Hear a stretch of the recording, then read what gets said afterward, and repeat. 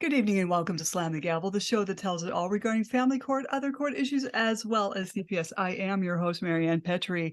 This episode of Slam the Gavel is sponsored by CPS Protect Consulting Services. A child protective services case is one of the most frightening experiences for any parent. Don't face it alone. Face it with confidence with Urgent Assist by CPS Protect. You can have access to former CPS investigators to make sure you preserve your rights and protect your family. If you're facing CPS involvement and aren't sure where to turn, their child welfare consultants can help you. Visit cpsprotect.com/subscribe and enter the coupon code Slam the Gavel for 10% off your first year of Urgent Assist. This is available in all 50 states. I have another announcement.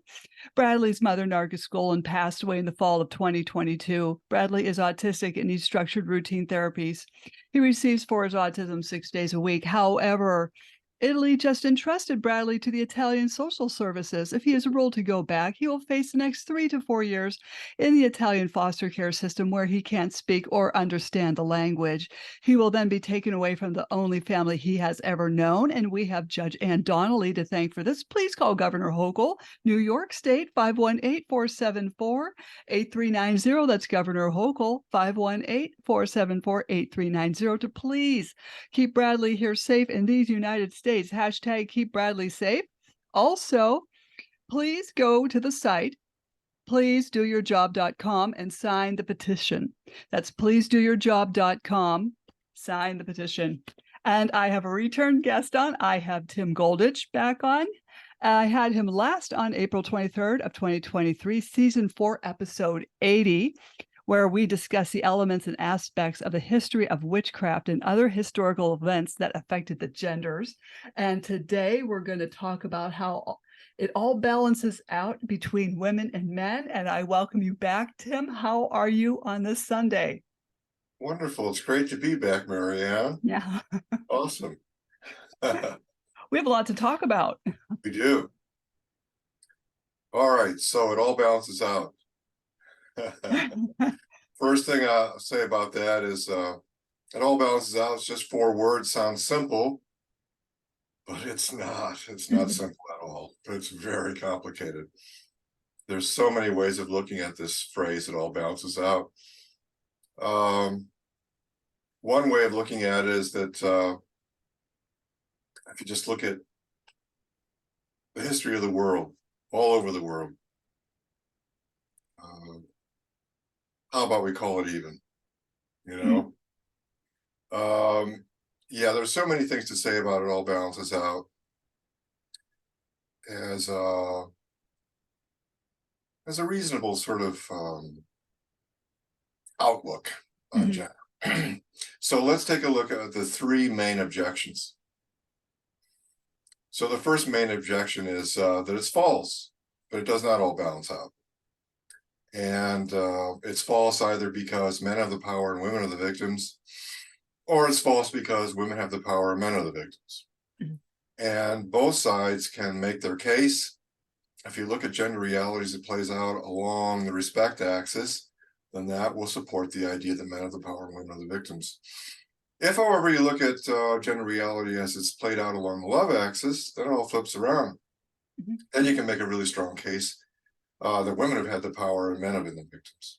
All right. So I'm just going to suggest that the first objection that is false. Well, okay, so we can continue with my victim is bigger than your victim through all eternity, or, what's the alternative? If you're playing a game of tennis, woman and man is playing a game of tennis, and they've been playing, a long time, like, since the Pleistocene. And, thwack, thwack, thwack, oh, the ball went over the line. No, it didn't, thwack, thwack, thwack, you double tapped. I did not, and back and forth and back and forth through eternity, and finally, woman and man, they said, enough of this, and they're both enraged, and they're both entrenched in their point of view, and both sexes claim to have lost. I was certainly overcome by your superior power and weaponry. Oh, no, no, no. I beg to disagree. I'm the one who came out the worst in this situation. So we can go back and forth like that. And, I'm going to suggest that this contest for the coveted title of MVP, most victimized and powerless, goes nowhere. There's no positive outcome. And in the absence of certainty, why not be magnanimous about it? Why not just call it even? Mm-hmm. All right. And the second objection to it all balances out that I hear a lot is it sort of strikes a lot of people as sort of dogmatic. This is kind of a vague one, but people will sort of say, well, how do you know it all balances out? Mm-hmm. And I think they're kind of misunderstanding what I mean by it all balances out. I don't mean that there's a giant balance beam in the sky that is teetering, back and forth, and you sort of yell about reduce child payments by 3%, okay, and then we go ding, ding, ding, ding, ding, oh, there it is, it's balanced, and no, of course it can never be like that. So it all balances out is not a dogmatic phrase. It's an outlook. Mm-hmm. And it's a choice. It's like a decision one could make. So one can go sort of back and forth and say, well, look, throughout history, men have seemed somehow more important than women. Okay, all right. But then you look in the mirror opposite. Throughout history, women have seemed somehow more valuable than men. And you can make your strong case for both of those suppositions. You can go back and forth like that ad infinitum. So it all balances out. It's not a dogmatic thing. It's more like it's a lot of things, but it's not like some dogma. It's not like some political correct thing. It's like sometimes it's a leap of faith. Mm-hmm. Like I'm aware of every cultural arrow for which I'm the target, but how do I know for sure what cultural arrows are hitting you? Mm-hmm. They're not hitting me. I may not be aware of them. Mm-hmm. So that takes a look at it all balanced out as kind of like a leap of faith. Mm-hmm. Like let's just agree that my pain is equal to your pain and your pain is equal to my pain. Mm-hmm. And move on. It also can be an invitation. It's like, hey, we've agreed to call it even. Mm-hmm. Come join us. So that's how I look at it. It all balances out. Mm-hmm. And the third one, okay, so the assumption built into the third one is like, oh, it all balances out. Oh, okay, well then we'll just all go home then. It's all, we're done here then. It's like the assumption is that it all balances out as an endpoint, but actually it all balances out as a new beginning. It's a place to start all over. Mm-hmm. So a balanced system is not the same as a perfect system by any means. Misery can balance out. That doesn't make it a good thing. Mm-hmm. And so understanding that it all balances out, there remains enormous amount to be passionate about and to be committed to. It's a matter of looking at every gender issue with a new attitude. Mm-hmm. It's like once you get over men have the power, women are the victims, and look at it more as it all balances out, every gender issue has a mirror opposite. Mm-hmm. So we can talk at great length about female sexual harassment. I'm a sponge for anything to do with gender. I'll be happy to hear it in any detail a woman wants to express it. Mm-hmm. But if I'm having this discussion with an equalist, a gender equalist, then she knows that I know that she knows that there's a mirror opposite to each of these things. And so when we're done talking about sexual harassment, we can talk about economic harassment, Mhm. about how the men that with money, sometimes men without, Mhm. they get targeted. Well, it runs a gamut, just like sexual harassment. Mhm. It runs a gamut. You look great in that green dress. Oh, well, I'm offended. Whatever. Yeah. It can be like that, and it can be over on the economic harassment. It could be paying for dates. Mhm. A man can get in a huff. $20 for why don't you pay? They could both be small scale things, Mhm. and on the other hand, they could be huge. Of course, sexual harassment goes all the way up to rape Mhm. at its Mhm. most farthest extreme. And economic harassment goes all the way up to a different form of rape. These are women that marry men, rich men, with the preconceived notion that they will have a few kids with them, a couple of kids, whatever, and then they'll accuse them of something and divorce them and take everything. And this happens. Rape is not common. What I describe is not common either, but they're both realities. But also with the economic harassment, some of these wealthy men turn the tables on the women and totally, well, take the Alan Kasanoff case where he drove his wife into the ground Uh-huh. and she had ended up with a third diagnosis of breast cancer, was terminal. And he totally turned those kids against her. So he alienated the Uh, kids against her. He came from, uh, yeah, he was in this wealthy law firm that they eventually fired him. But he drove her into the ground, legally sure. abused her. Yeah. And I've talked to other women that have been legally abused by these rich guys. In my opinion, Uh-huh. I don't know about marrying a rich guy. I just don't think I would even recommend that because they can totally turn those tables on you and you could find yourself sleeping in your car or finding a relative's house. Yeah, sure, of course. If by rape we mean devastate, then both sexes have many ways of raping the other.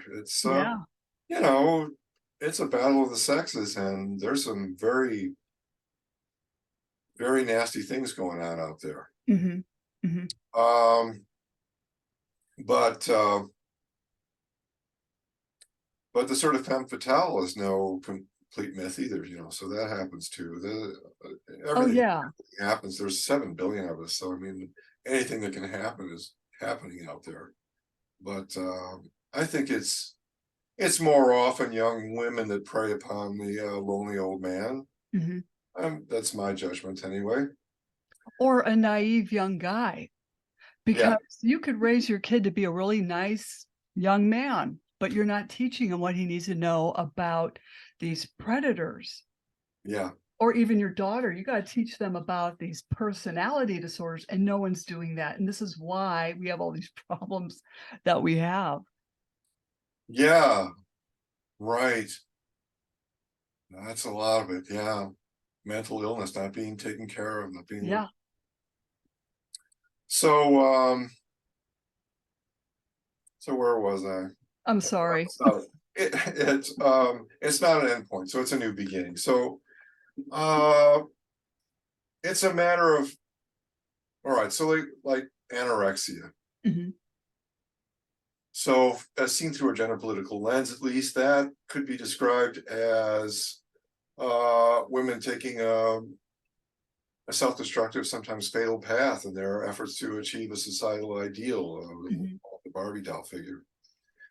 And looking in the mirror opposite, we see steroid abuse. We see mhm, men taking a self-destructive, sometimes fatal path in their efforts to achieve a societal goal of the GI Joe physique. mhm, Basically, can't be achieved without steroids and human growth hormone, and that can be fatal mhm, if you abuse it enough. mhm, mhm. Um, so these things mirror each other, and it's not that they don't cancel each other out. You see, we still need a gender politics to address these issues. But if we lose the man bad, the over-empowered oppressor, woman good, the innocent victim, and look at these things more fairly and evenly and balanced way, then you don't get the crazy hyperbole like of Naomi Wolf in her book, The Beauty Myth, where, getting a statistic off of Gloria Steinem's book, The Enemy Within, she goes, she believes that 100,000 women die every, 150,000 die every year of anorexia. In fact, it's 150,000 suffer from, die from. Mm-hmm. But she made this huge case that it was like Nazis. It was like the Holocaust for women, and of course, men being the Gestapo, the Nazis, the bad guys. It was all our fault. Like they're the ones causing the anorexia. Yeah. I always thought it was a modeling industry. Yeah. Well, right. I mean, which sex really goes for emaciated women? I mean, really, look at the difference between women's magazines and men's magazines. Men are attracted to the gamut of women, but I think more often you could describe them as buxom more than anorexic. So yeah, I mean, this was like confirmation bias for Naomi Wolf. She says, look, as soon as she hears 150,000 die every year, she doesn't think, well, now wait a minute, that's like 3 times the total number of traffic accidents, fatalities. She didn't go all skeptical. No, it fit the man bad, the over-empowered oppressor, woman good, the innocent victim scenario. And so she made this big case that it was like the Holocaust. Okay, so one thing it all balances out does is it tends to cool the more extreme rhetoric. And another thing is this discussing issues with a fellow gender equalist. We know that there's some kind of mirror opposite to each thing, and so we take turns. I mean, that's the thing, we take turns. It's not a monologue, it's a dialogue. Okay, so those are the 3 main objections to it all balances out. And then we can talk at some length about what's gained. Why? Let's assume the validity of it all balances out. So what's the value in it? What do you get out of it? And well, I would say on what really legitimate basis will each sex resent the other for the various powers and privileges that it possesses? When one comes to know that one's own sex enjoys powers and privileges in equal measure. And once you've come to realize that the costs each sex pays for their respective privileges are costs that come out about even, it becomes possible to chill a lot of this rage, rancor, resentment, vindictiveness, and vengeance motives that currently driving dreadful wedge between the sexes. Really, when you look at marriage and even the rates of reproduction, yeah, you can go on about how maybe it's good that we're reducing the population, but that's avoiding looking at what does that imply about what's going on between men and women. If they're not getting along well enough to breed, there's something to look at there. All right. So when it all balances out, it's not just the culture that can be rendered more fair. We can start talking about forgiveness. Imagine what if the concept of the sexes, forgiving each other and being fair with each other. and it all balances out. It's a gender political outlook that has real promise of de-escalating the battle of the sexes. Mhm. No small thing, I think, in our world. It's gone too far. Mhm. This so-called balance, go ahead. Oh, Yeah. I was just gonna say, like with the forgiveness thing, I think this is my opinion. I think there are more personality disorders walking around than we ever had. I may have said this before in another podcast than I have ever seen. And uh, there's just a lot of people that are unhinged out there. So it would seem, and perhaps the biggest reason for that is the instability of the family, the lack of family, the absence of fathers. And mothers. Sometimes, yeah.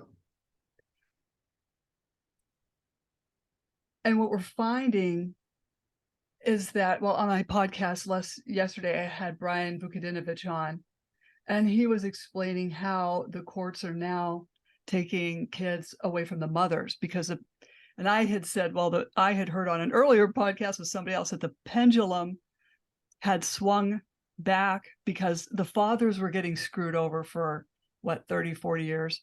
Now the pendulum is swinging back, and now they're going after the mothers and taking these mothers' kids away from them. Well, that's amazing. It's supposed because of mothers are making more money. Because Oh no, generally I they just mean, want the money, don't they? The courts. I mean, well, really. I don't know what they want. I mean, well, they want money, of course, but they have a strange way of going about getting it. I mean, they'll take, a kid away from a mother who doesn't even make hardly any money, but they'll make up a salary in their head what she could make. That's what they did to me. It's unbelievable. I Oh know yeah, the corruption in the family courts is yeah. unbelievable. And I guess they like putting people away in jail at taxpayers' dollars.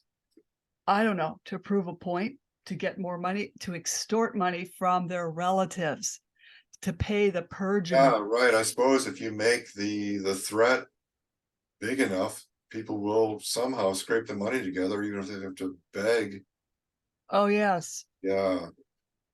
Jeez. No, it just gets worse.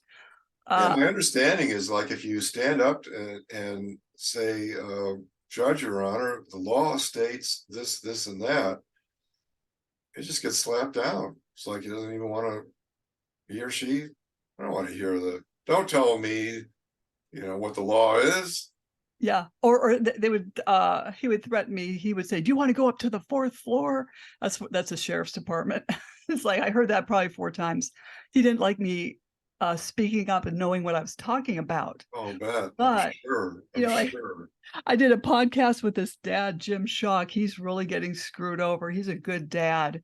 And I'm like, I've had him on my podcast. I think it's been 7 times. But I've had other, women that are getting screwed over. They're going after everybody that they think they can pull money out of.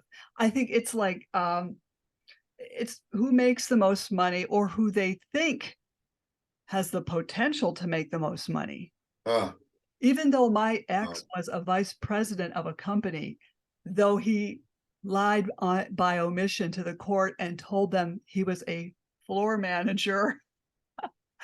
And I had been, well, you know my story. I don't want to blather on, but yeah. So the judge came up with a figure of my nursing salary, which is I was making like 1,300 a week. I think that's what I saw in the paperwork. It's like I never made 1,300 a week. Where did she get that? I know. Talk about an unbalanced judge. uh-huh.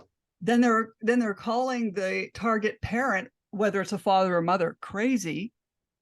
But then they expect you after taking your kid away to pay this huge, massive amount of child support Yeah. after you've either lost your job or have gotten fired from your job. For sure, they take the child away, so now you have no excuse but to just work all the time Yeah, and make money for the court. Yeah, it's they outrageous. have it running perfectly. This is going great for them. Well, I also understand that there are many people within the system that do understand that it's corrupt. And then there's all these issues because everybody claims they don't have jurisdiction. Oh, yep. So they just pass you off to the next agency or governmental entity because they say, well, we don't have jurisdiction. Hmm. Oh, yeah. Until then, you've got to beat them at that game. And that's just what they put people through in these court system, whether it be family court or civil, criminal, whatever. I don't know. I just don't think there's justice anymore. There's really no balance there. I mean, it's usually a kids for cash game or a setup game or a payoff. Geez, I wouldn't know. Be I wouldn't glad. know the you know, the Machiavellian details. It's yeah, fortunately I've never been through it. So I I envy you. I envy your brain. I was saying that to the electrician the other day. He was putting up a stupid light fixture. I said, "Oh, I wish I had your brain." He goes, "Why?" I said, "You've never been in a courtroom." He goes, "No, I haven't." I said, "Keep it that way." And he said, "Well, my girlfriend and I just broke up." I said, "Great." oh God, because it I won't go know. to court. Well, have you ever read Kafka's The Trial? Uh-uh. Oh, it's great. It's from ages ago, but it nails it. It's like the total illogic. You come to court in order to be shown guilty. Hmm. And it's like, well, you can't plead innocent. That would mean the system is faulty and screwed up. And you can't send the message that the system is screwed up and not fair, not just. And it's all this convoluted logic like that the accused keeps going, but I'm innocent. And no, you can't be innocent. You were arrested and now you're going to be convicted. Mm. So, geez, the court system. I don't know. I don't know. There has to be more transparency in it. There needs to be like cameras allowed in, Hmm. some kind of accountability for the court system. They have to be allowed to see what's going on. Right. I know in some states they allow video, but see, they have to make it tamper proof because, one person or, that group went in and they, were videoed with their case. Then the next people go in and they turn off the videos. So they're doing shenanigans like that. So there's got to be oversight.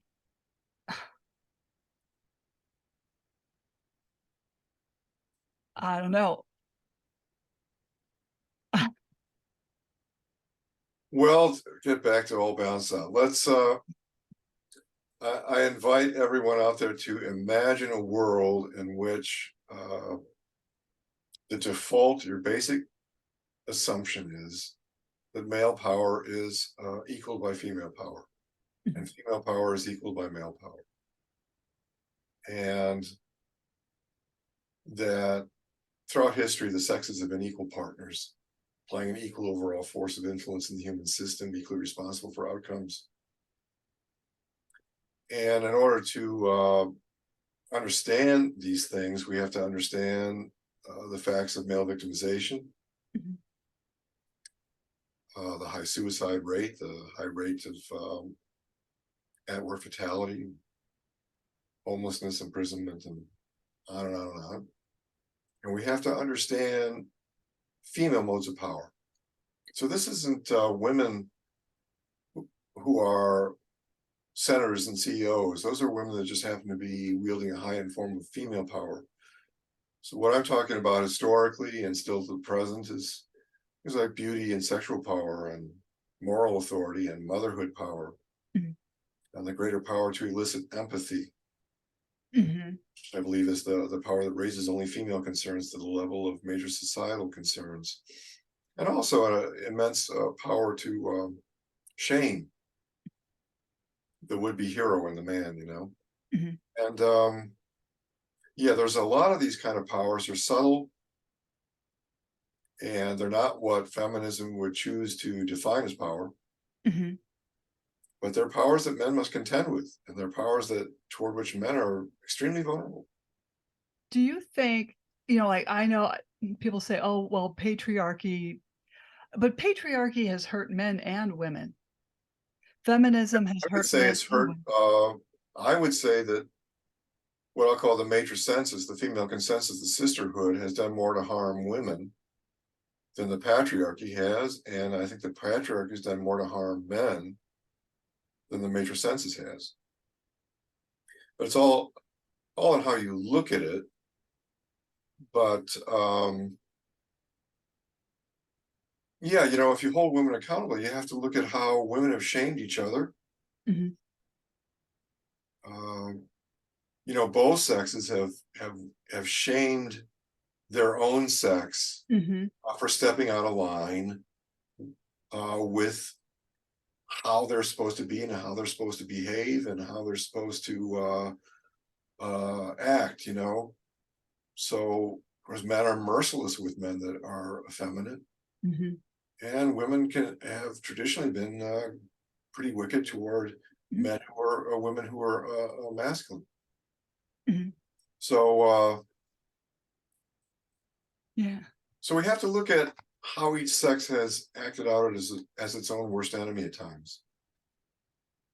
Uh, because I always wondered that why are, like, say, for instance, on a nursing floor, when you're in nursing school, you know, the sentence was, nurses eat their own. And it's like, Yeah, why? We're all here to learn. We need to learn from you. Why are you, and you would see, I mean, at least back in the day when I was doing this, I would see my nursing instructor choose someone out. yeah, It's like, why? I mean, that's just not being handled right. yeah, and being harsher toward women than men. Yeah, it was weird. I just didn't like that. Luckily, I didn't get chewed out, but I think that's because I was working for the dean of nursing. I Oh, think that helped. uh-huh. Well, yeah, I mean, it's complex. I could offer some theories about why that might be so. Um, Perhaps it's a lack of hierarchy. Uh, an old friend of mine, I'll never forget, he said, you know, we men, sometimes we kill each other, but otherwise we get along great. Women, they can't be in the same room with each other. Yeah. So I thought that was hilarious. Yeah, men get violent when other men step out of the hierarchy. If you challenge another man's place in the hierarchy, it could come to fisticuffs, right? Mhm. With women, though, there's no such structure, and that's theorized why women's prisons actually end up being more violent than men. There's more homicides in the male prisons, but there's a lot less overall violence. So if a man steps out of line and tries to challenge the leader, he could get killed. But otherwise, the men are pretty passive. As long as you stick with it within the hierarchy, Mhm. everything kind of goes along pretty smoothly. Mhm. So that's one theory about it. That women aren't used to taking orders, especially from other women. Archetypally, that's said to be that the female principle is horizontal and the male principle is vertical. Mhm. And women are not, you know, Nancy Friday talks about this in her books. Um, and this is dated now, of course. I don't know how things are right now, but traditionally, women got incensed with other women that would give orders. It's like you're one of the sisterhood, you know. And Nancy Friday talked about one downsmanship among women. Mhm. So if a woman says to another woman, you know, oh, you're very, very beautiful, the other woman says, oh, have you seen my nose? And look at my hips are like this, and you know, it's like a game of one downsmanship, so Mhm. that nobody's offended. It's like one of the big problems women have had is great beauty sort of fills her plate. It's like other women say, that's all you get. Mhm. Okay, so you're beautiful, but you can't be smart, you can't be competent, you can't be, that's all that fills your plate, and that's all you get. And though, and if a beautiful woman starts to combine other things that she's got, the envy toward her will become toxic. Mm-hmm. And again, I don't know how it is currently. I tend to think that these things have some kind of instinctual or archetypal origins. So they may change with cultural change, but probably there's something about them that remains in a different form. Mm-hmm. Well, it's like women taking orders from other women. When I worked in the ER, I just had a great time because the women there, I mean, if you needed help, they'd come in and help, and they would, like, grab this, take that. I mean, I didn't mind, helping out or being told what to do, because they knew more about some of the stuff than I did. And if the doctors were having a bad day, and there were female doctors and male doctors, pretty much an even ratio, Uh-huh. if they were having a bad day, so were we, and we all were suffering together. Uh-huh. And there was no time for petty, Yeah. picky games. But you see, that world you're talking about, that didn't exist 70 years ago. Mhm. All right. So Nancy Friday's talking about when she grew up, like in the 50s. So it's a whole other thing. She Mhm. talks about how women were encouraged, just learn how to type. It's like all you need, Yeah, just learn how to type. shorthand. Yeah, and shorthand, and the man will come along and take care of things. Mhm. But just to fall, something to fall back on, learn to type. Right. Well, the one day I had seen a sign, or I saw a sign, from the '50s that said, "Well, honey, at least I didn't burn the beer."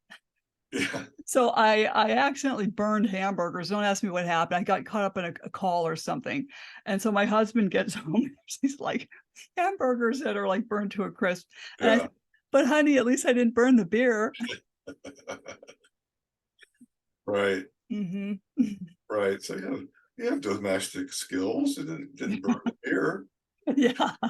Or the wine, more importantly, Yeah, Moscato. yeah. Yeah, so things have changed, right? Wow, there's so much has changed in gender, but it's Mhm, still instructive to look at the history of gender and how things have developed, and where we've come from, and to look at it in a balanced way. mhm, mhm. I mean, do you think it is getting more balanced, or is it just stagnant? Yeah, I think it's getting more balanced, except for one thing. We don't believe that. We're so sure that men have the power, women are the victims. So I think the one really gross imbalance in the gender system is the gender belief system. I mean, it's about time we got to realize that the female collective plays an equal overall force of influence. I mean, women are have always been about equal in number, evenly matched, with about equal overall weaponry and efficacy. We need to start looking at this more sensibly, Mhm, not just go with the instinct and eros. What instinct and eros, what that tells us is the gender reality is hot hunky heroes, empowered alpha males coming to the rescue of sweet, weak, demure, innocent damsels in distress. mhm, If you want to go right all the way back to the archetypes of ancient civilization, that's been the story. mhm. Well, it's about time we began to see through that story. That was always a kind of fairy tale. It was a beautiful fairy tale, and we loved it, and that was very romantic, and got a lot of poetry out of it, a lot of great love songs, and we'll continue to get great poetry and love songs out of it. But it's about time we realize that it's not reality. Mhm, mhm.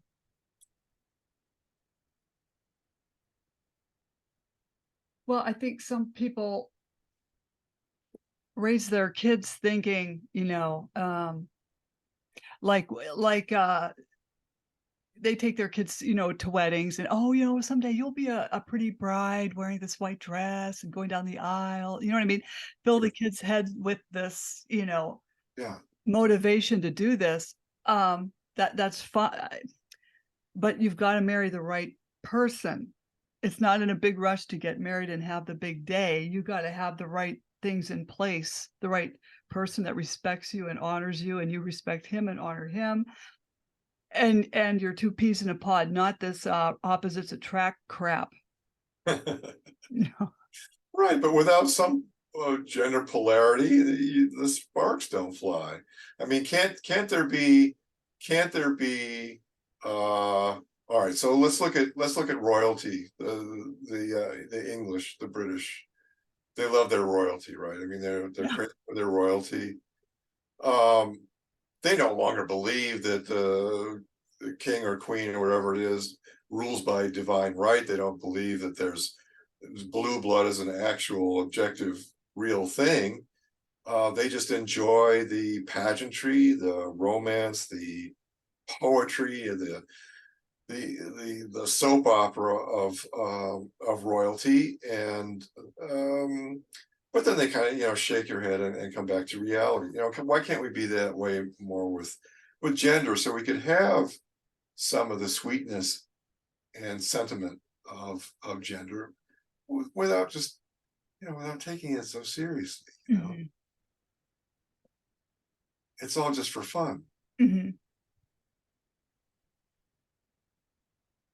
Yeah, people have got to lighten up. I think so. Yeah, I just I don't know. But I mean, I think progress is happening. I think people are working together. Well, I think there's more. The numbers of people that are kind of seeing both sides has definitely increased, but there's no way of knowing what that percentage is. We don't have, unfortunately, would love if we would do some in-depth surveys to try and get at what do men and women believe? What do they really believe regarding gender politics, gender reality? It'd be nice to get a really good study with a huge sample size, something pretty meaningful, and try to get at what do people believe about all this in this day and age. Mhm. Yeah, I don't know. I try to think positive, but then reality hits. Well, okay, so in my judgment, what's going on is that feminism is all based on men are the power, women are the victims, and therefore, well, every conclusion begins with men are the power, women are the victims, and therefore. So if that gender belief system is getting threatened, and it is, as more and more people know things like that, generally that males are doing poorly in the education system, say, or I don't know, that fathers are not being, I don't know, don't have sufficient rights or whatever it is. I mean, we recognize that fathers are getting, some of them are walking out, but others are getting, a lot are getting shut out, and we know that the far majority of the homeless are male, and suicides and so on. So as feminism is threatened more and more with the facts and truths that go on the other end of the balance beam, I think it's upping its game. I think it's becoming more aggressive, and its tactics are becoming even more draconian, as you will. It's these days, a male perspective on these matters is becoming increasingly called hate speech Mhm. and threatened with being outlawed.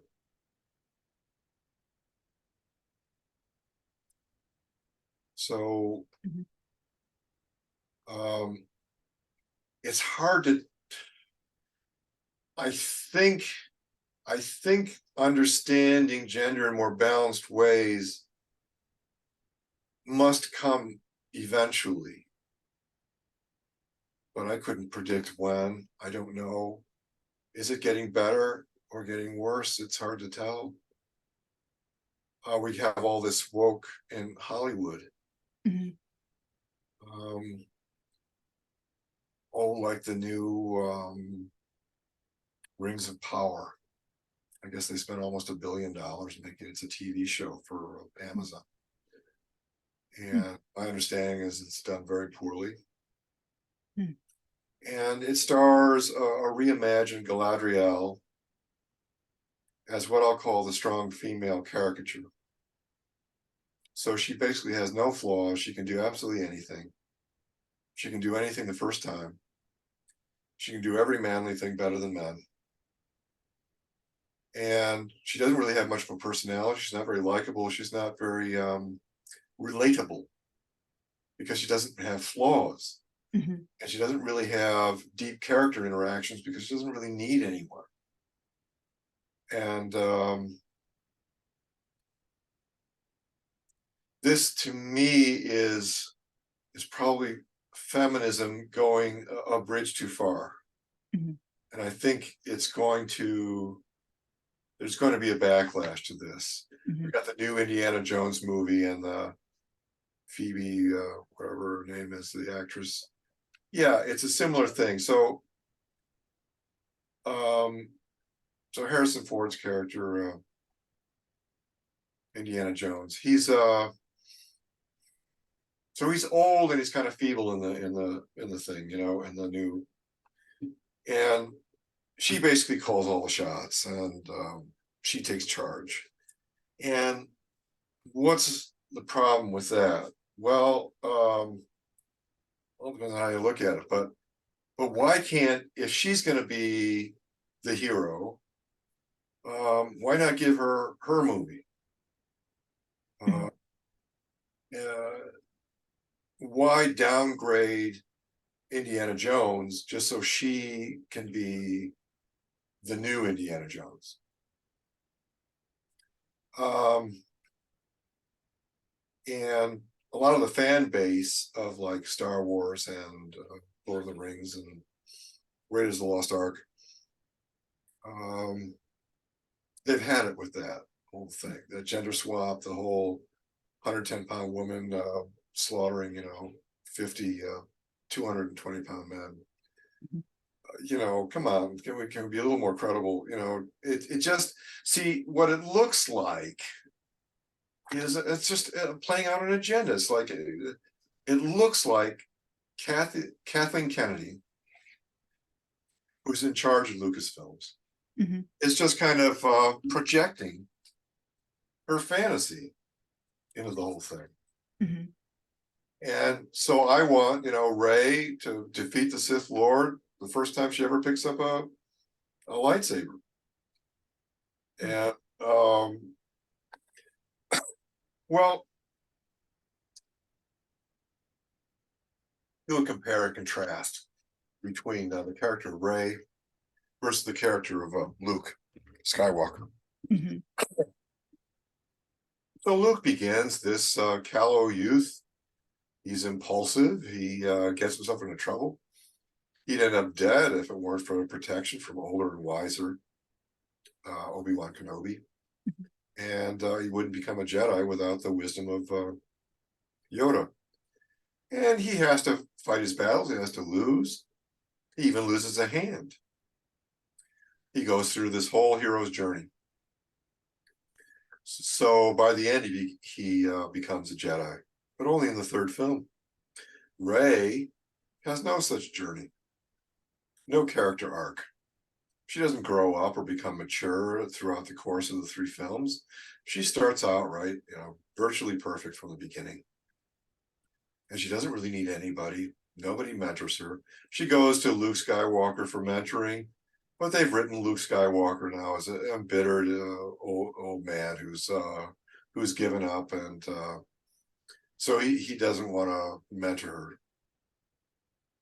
her. He just turns away.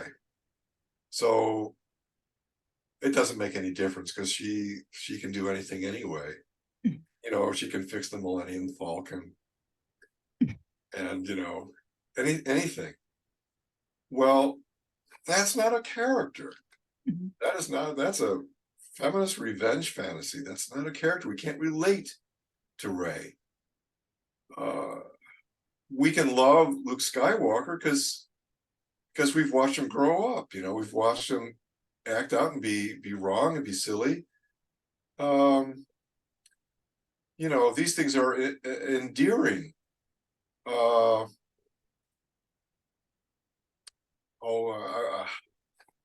I just happened to be watching the Superman, and Lois Lane can't spell. And Jimmy Olsen's correcting her spelling, and Perry White's correcting her spelling, and Clark Kent's correcting her spelling. But it makes her endearing. Mhm. We love her, you know. Where if she was flawless and everything, it doesn't work that way. Yeah, Well, you know, even in that film yeah, Jurassic Park 2, they have, you know, it was like when they were all being chased by these raptors or whatever they were, they get into this bunker or whatever that has the computer system.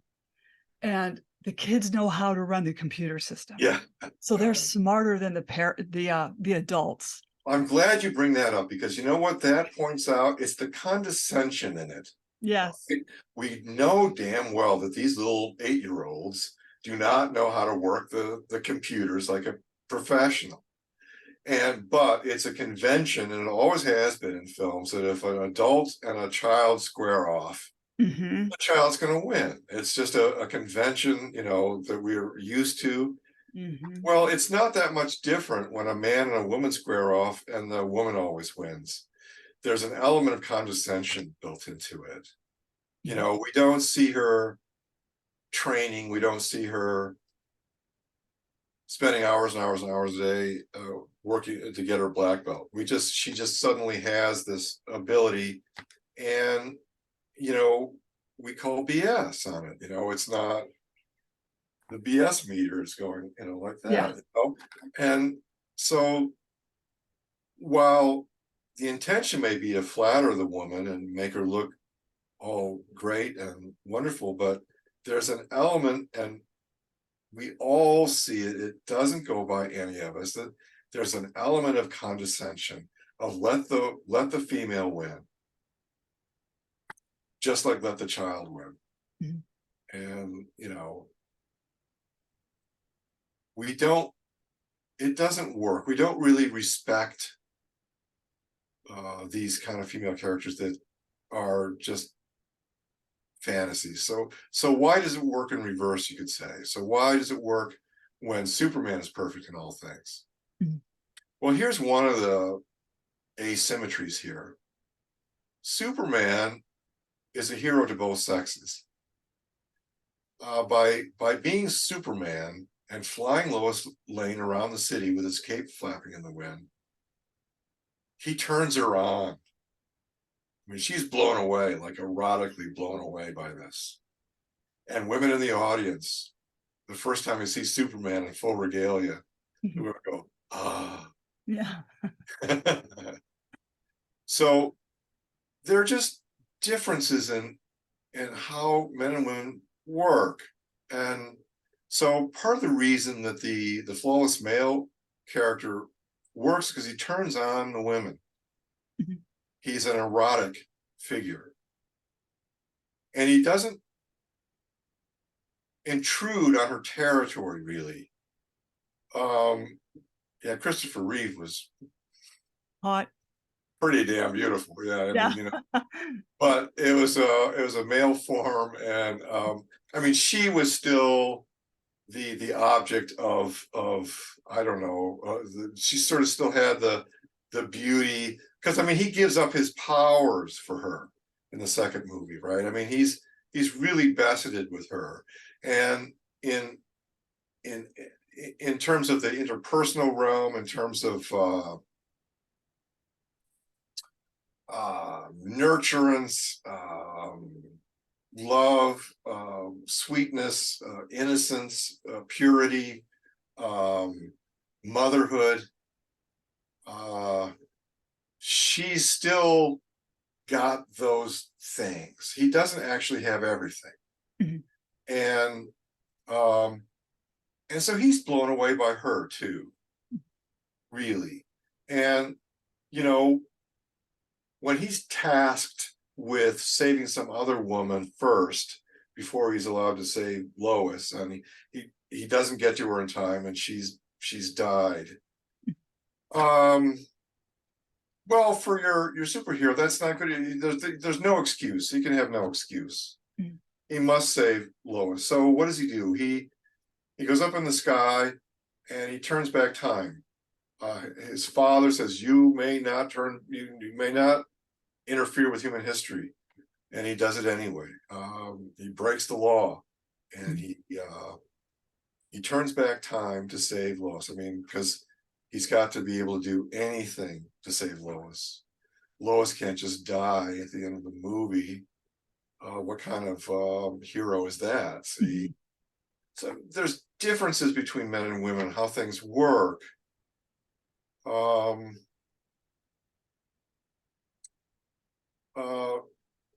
But you know, there are some of these characters like James Bond, Mm-hmm. and they are kind of ovaries busters.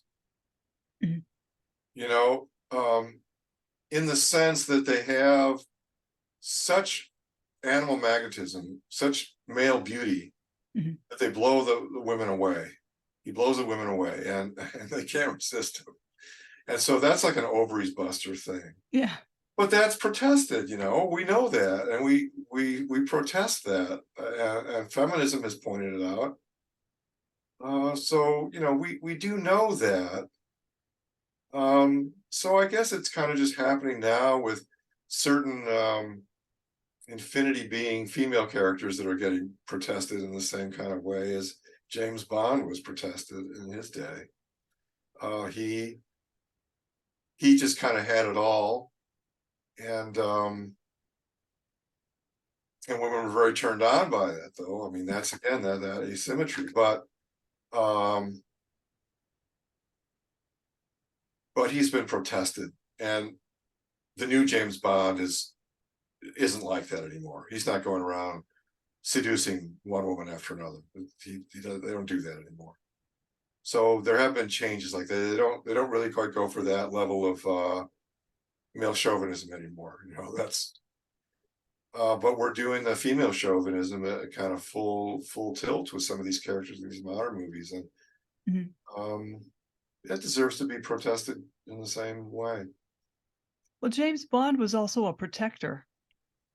Yeah, and he protected women. That's right. Superman protects women. He defeats the bad guys, the males.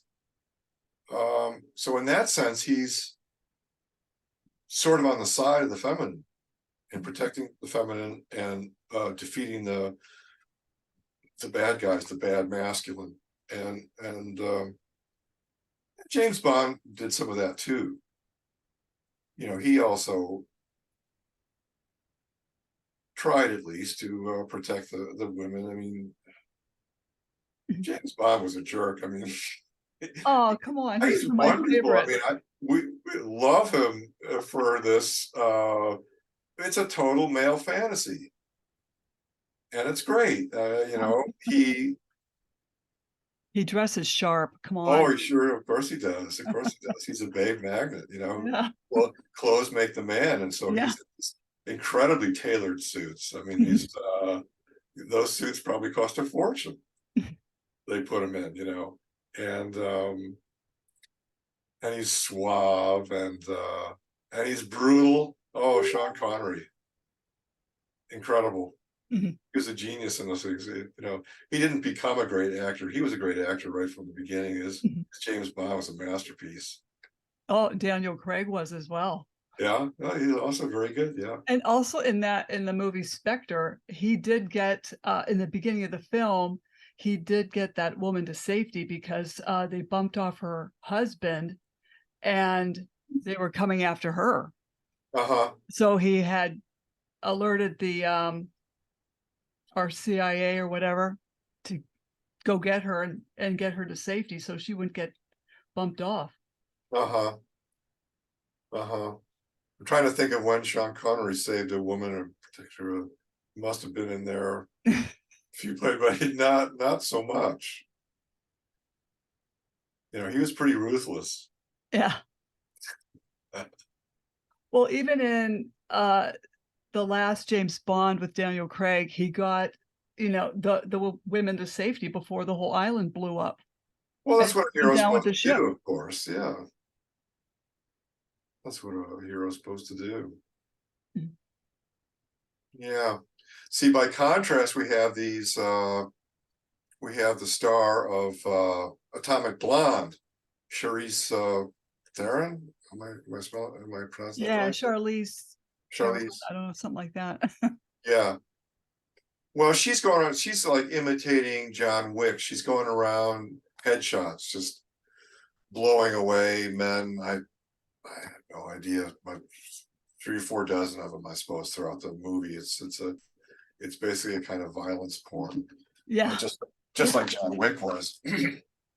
But you see, John Wick is going around killing same sex, and when he does meet up with the female assassin, only then does he meet his match, and he does not kill her.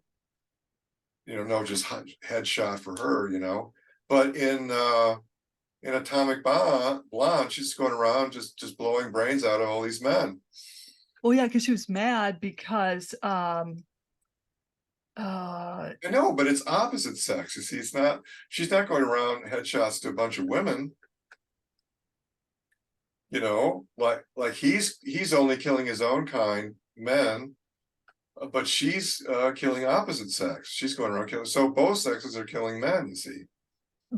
but then they put her in the position because her lover was bumped off by this big Russian guy. Well, I know they give her Trying a to get good to him. excuse, but that's not the point. You start with a blank sheet of paper and you fabricate some things. So you fabricate a plot and situation in which she's righteous, killing all these men, but nevertheless, that's what she's doing. She's just blowing them all away. But they were the bad guys, though. They weren't trying to help her. Well, why couldn't they be bad gals? It I doesn't work. I understand that it doesn't flip around really that way. No hero, male or female, could go around headshotting women and be a hero or any kind of. Mhm. It doesn't work in reverse. But still, let's point out. Let's know what we're doing here. Mhm. That the bad guys remain guys, but the hero switches to a woman.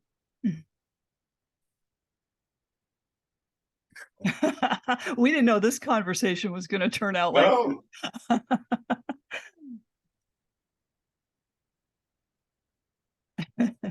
Well, it's always a pleasure to talk with you, Marianne. Oh, definitely, definitely. And I need to have you back on. Whoops, where'd you go here? Oh my God. There you are. Okay, so how can people reach you if they have any questions? Well, I don't know if your email changed last because I can always yeah. put it in the podcast notes. Yeah, go ahead. It's tagoldich@hotmail.com.